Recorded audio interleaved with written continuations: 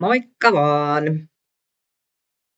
Tässä videossa katsotaan sitten hieman, että miten tästä valokuvasta saadaan poistettua nämä taustalla olevat ihmiset ja käytettyä edessä olevien ihmisten kuvaa jossain mahdollisessa kutsumateriaalissa esimerkiksi. Eli ensiksi mennään täällä vasemmalla tänne kuvat-osioon ja jälleen kerran voi suoraan lähteä tekemään uutta kuvaa, jossa on erilaisia tyylejä, mutta me halutaan nyt muokata olemassa olevaa kuvaa. Eli me halutaan poistaa ihmiset taustalta. Eli taas täällä on varsinainen promptikenttä ja sitten alapuolella on ehdotuksia, miten tätä kyseistä osiota voi käyttää. Eli ensiksi klikkaan poista ihmiset taustalta ja sitten täytyy valita, että mistä valokuvasta on kysymys. Ja olen tänne nyt valmiiksi jo ottanut tämän valokuvan. Ja nyt se lähtee tätä tekemään.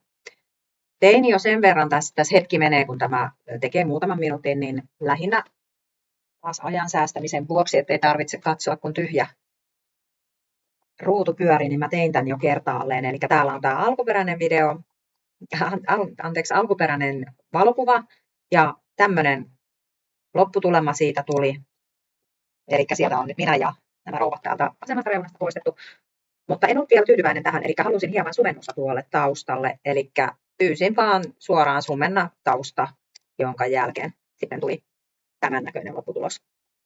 Tässä on huomioitavaa se, että välillä näissä kuvaluonneissa sattuu niin, että jos monta kertaa korjaa sitä, niin se lopputulos ei ole kaikista paras mahdollinen, vaan silloin kannattaa laittaa heti tähän ensimmäiseen promptiin, eli tänne se myöskin, että sumenna tausta ja sitten voi vaikka vaihtaa väriä.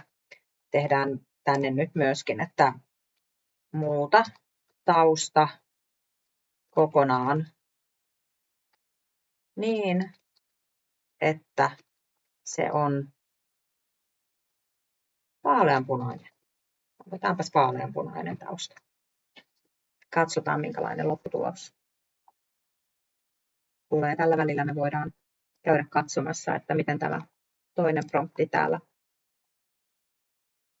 No se on myöskin saatu jo valmiiksi tässä näin, että tämä on ihan hyvä mahdollisuus sitten käyttää. Että jos on jotain sellaisia kuvia, mitä ei sellaisenaan voi käyttää, niin voi poistaa ihmisiä tai myöskin ihan vaikka taustaväriä tai jopa sitä paikkaa, missä nämä ihmiset on, niin muuttaa.